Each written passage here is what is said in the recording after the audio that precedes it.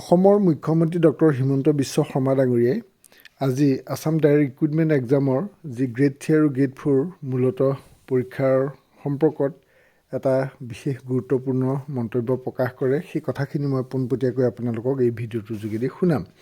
আপোনালোকে ইতিমধ্যে গমেই পায় যে 26,000 চাকৰিৰ বাবে যি অনলাইন আবেদন হৈছিল পূৰ্বতে তাৰে যিসকল উত্তীৰ্ণ হ'ব নোৱাৰিলে সেইসকলৰ আবেদনৰ মাচুল ঘূৰাই দিয়াৰ কথা আছিল।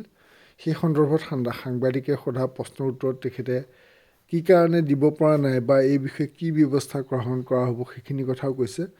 আৰু অহা 29 ডিচেম্বৰলৈকে যি গ্ৰেড 3 আৰু গ্ৰেড 4ৰ অনলাইন আবেদন প্ৰক্ৰিয়া চলি আছে, সেই অনলাইন আবেদনত কেনেধৰণৰ ব্যৱস্থা গ্ৰহণ কৰা হৈছে সেইখিনি কথাও কৈছে।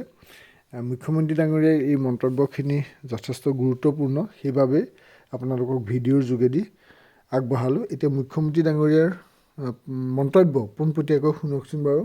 পইচাটো ৰিটাৰ্ণ সেইকাৰণে এইবাৰ আমি পইচা লোৱা নাই। যোৱাবাৰ আমি যিখিনি ঘূৰাই দিয়া কথা আছিল, পিছত মই গম পালোঁ যে তেওঁলোকে কম্পিউটাৰ ষ্টেচনৰ পৰা পইচাটো দি দিয়ে। গতিকে মই যদি ঘূৰাই দিওঁ, সেই গাঁৱৰ যিবিলাক বা নগৰৰ যিবিলাক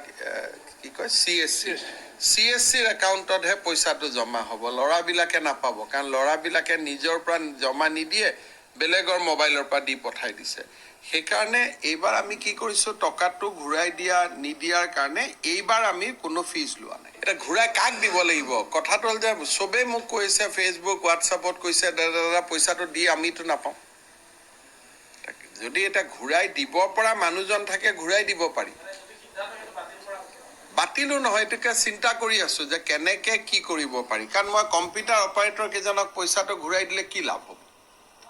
একোজনে 2-5 লাখ টকাৰ ধনী হৈ যাব ৰাতিৰ ভিতৰত। কাৰণ চব তেওঁলোকৰ ফোনৰ পৰা পইচাবোৰ দিছে। গতিকে সেইকাৰণে চিন্তা কৰিব লাগিব যে কেনেকে কি কৰিব পাৰি।